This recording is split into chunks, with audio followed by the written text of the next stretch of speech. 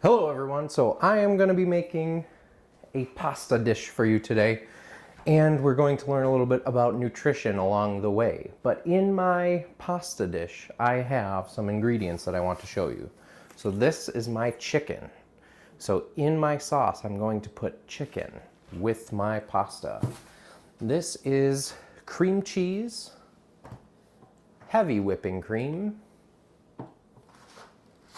the spaghetti, and I have 2 delicious bell peppers to cut up and to put in. So without further ado, I'm going to get started cutting up my bell peppers. As I'm going to cut up the peppers, I also have water boiling and I have my sauce on the stove getting ready to cook.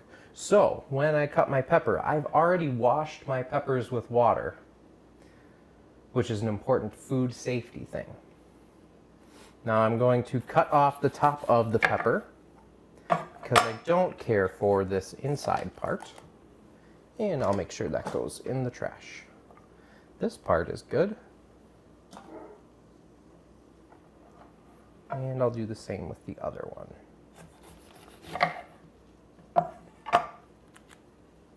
Don't want the green stuff.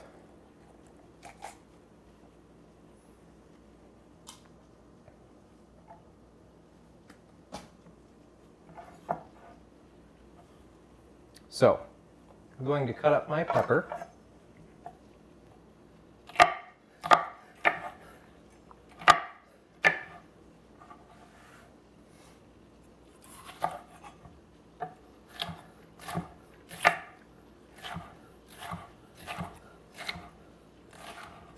So cutting might not be something that a 4th grader would be expected to do, but it's important to watch your parents or grandparents or family member or even friend as to how they cut and cut safely.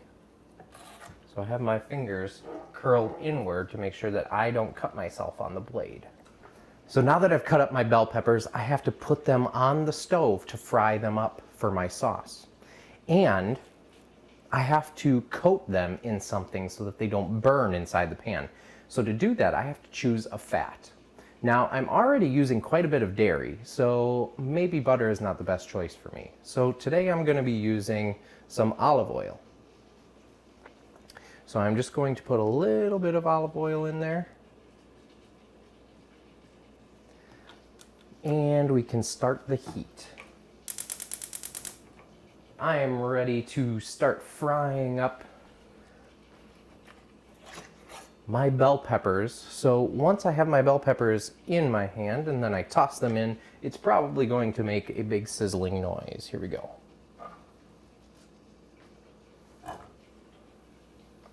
Nope, it was not hot enough. Oh, start to hear. So my bell peppers are now steaming. They're sizzling inside that pan. They're cooking. But I have to make sure that they don't burn on the bottom of the pan. So every once in a while, I'm just going to turn them. I'm also going to make sure that those top ones get cooked. And now we have that nice sizzling sound, too.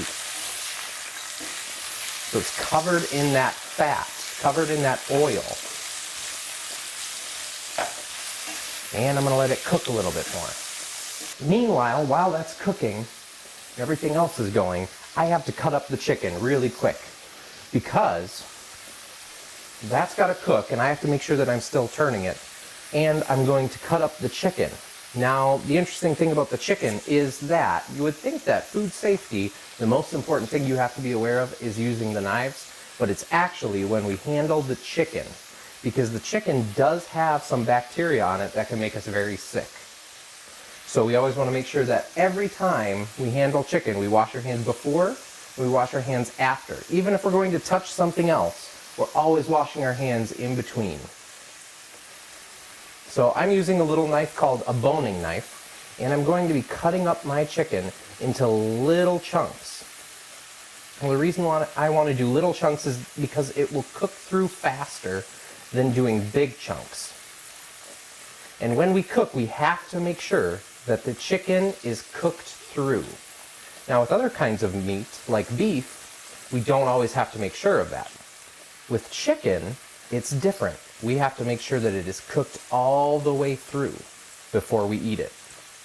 In fact, there's a specific temperature that we have to cook it to, and that is 165 degrees Fahrenheit.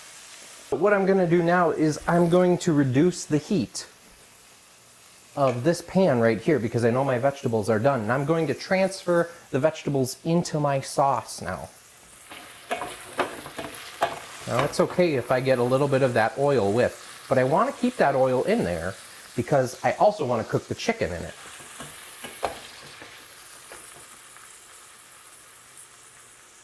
Here's my chicken, and before I transfer it over into the pan, I don't want just plain bland chicken. I would like to spice it up a little bit. So I have some garlic pepper seasoning that I'm going to add to the chicken.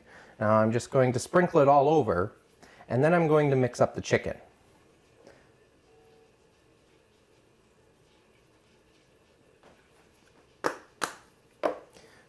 So now I just mix it up with my hands, and of course I'm not going to touch anything else except for the chicken now, because now that I've touched the chicken, my hands are contaminated, and we don't want to do something called cross-contamination. So if I were to go and touch any of the other food, I could cross-contaminate or put bacteria on other food. So the bacteria that we're really concerned about with chicken is something called salmonella, which you may have heard of. And that can make you extremely sick. We don't want that to happen, and really the best thing you can do is wash your hands. And if you wash your hands enough, you're almost certain that you will not get salmonella. So as my beautiful chicken is cooking, I'm going to do one of the last steps, and that is to do my pasta. So my water is boiling quite nicely here, and is boiling at 212 degrees.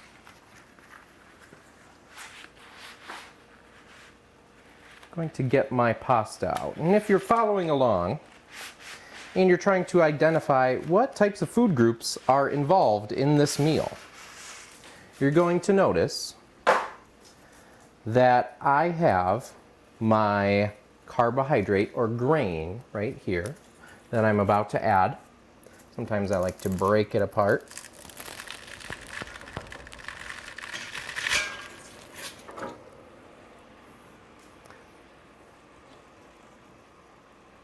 And I'm just going to add that in there. So I have my grains. I have my protein that we talked about with the chicken. I also have the fat that's in that protein, that's covering that protein, and that covered our vegetable, which was the bell peppers. Some of my favorite vegetables, almost my favorite vegetable is bell pepper. So I've got my vegetables, I've got my grains, I've got my protein, I've got my fat, and including that, I have fat inside the cream. So cream is a lot of fat. So there's a lot of fat content in this meal. Now that's not necessarily a bad thing, but I'll have to watch what I eat probably for another couple of meals to sort of balance it out. Because too much fat, and if I made another meal that was like this, that might be too much fat in the diet. Now, one question I always had when I was cooking was, when we cook, do we lose any of the nutrients that are in the food? And that's a great question. For meat, we lose a little bit less.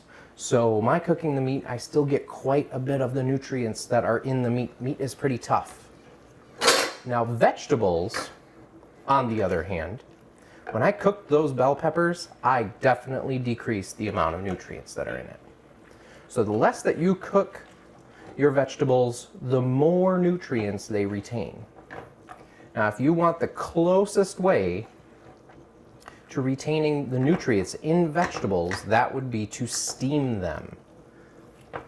And so if you're ever wondering what Mr. Ritz is doing by the microwave almost every day at Nova, it is steaming my vegetables. I buy these little bags of vegetables because They're easy to use, and they keep most of the nutrients of the vegetables, and I love the taste of steamed vegetables. So scholars, I'm almost done with the food now. But if you're like me and you're wondering, how do you know when that pasta is actually done? Well, maybe unlike you, I have a resident expert, a connoisseur of pasta, if you will. So somebody who knows pasta and knows exactly when it's done. And they live right here in this house. So I'm gonna go get them.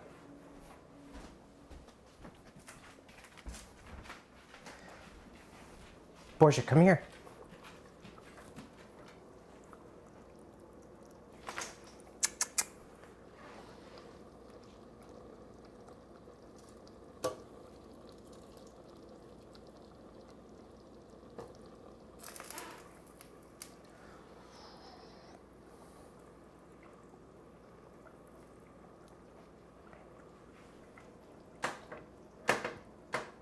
Okay, Borgia, come here. All right, so this is our connoisseur, Borgia, and he is going to test our noodles for us. And I'm just going to let him grab it, and he's going to tell us how it is. Come on, Borgia, go get it. Come on. Good boy. He says we're good to go. Oh, would you like some more? Okay.